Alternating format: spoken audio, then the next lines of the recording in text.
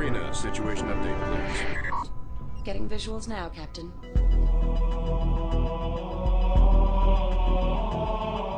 When you play the original Halo games, an explosion takes up the whole screen.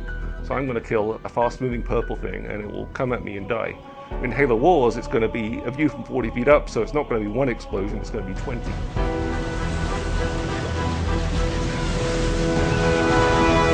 One of the things we want to do with Halo Wars was tell the Halo story, show the Halo universe in a different way, and actually bring strategy gaming to the console. In Halo Wars, you get to control everything. All the grunts and elites and brutes and choppers and ghosts and banshees and all these really cool vehicles, plus a lot of the stuff we've added. Control heroes, you get to control Spartans, you get to control small armies of Spartans.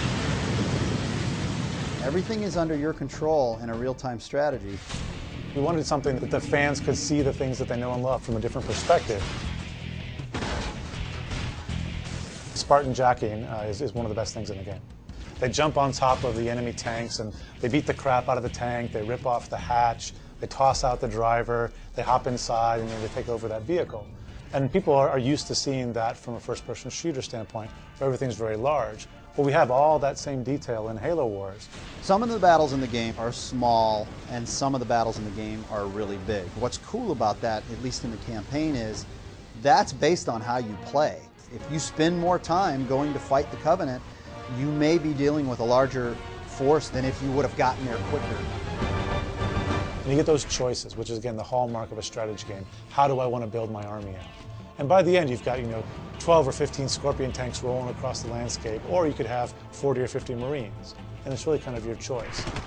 It is a game more focused about combat, which is certainly what the Halo fans will expect.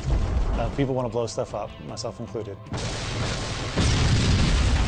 It's a console game. Stuff blows up really, really well in Halo Wars, but it is also a game where you have to think. The new part of this game is, for a lot of people, is actually playing an RTS. In the FPS games, you're just using one single weapon and one single tactic. In our game, you actually have to employ multiple strategies on the screen at the same time. You're the general, training units and using those units to accomplish the mission. Commanding your armies, you're commanding your resource gathering or your economy. You manage resources, which you buy that army with, and you actually use those resources to upgrade and change your army to form a strategy that you will hopefully win with. There's a lot of different definitions for armies, right? There's like a teched out army, which is maybe not as big an army, but you've spent a lot more of your resources on technologies and things like that, so it's a very powerful army. And it actually kind of maps into Halo Wars really well, because in our game, the UNSC, the humans, they're the regimented army. But the Covenant, the sort of religious zealots, they can bring a lot more units to the fight, but each of those units is a little bit weaker.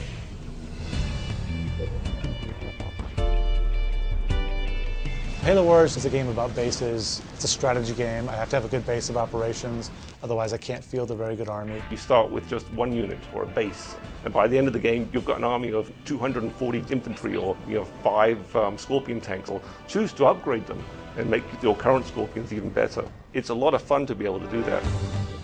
I'm actually very happy with the way we've been able to represent all the economic decisions in Halo Wars. They're faster, it's easier to do. I'm not managing 75 villagers chopping down trees, but the depth is still there. We didn't want people digging in the dirt. We felt that was not what a console player really wanted to do. We wanted the focus to be on combat.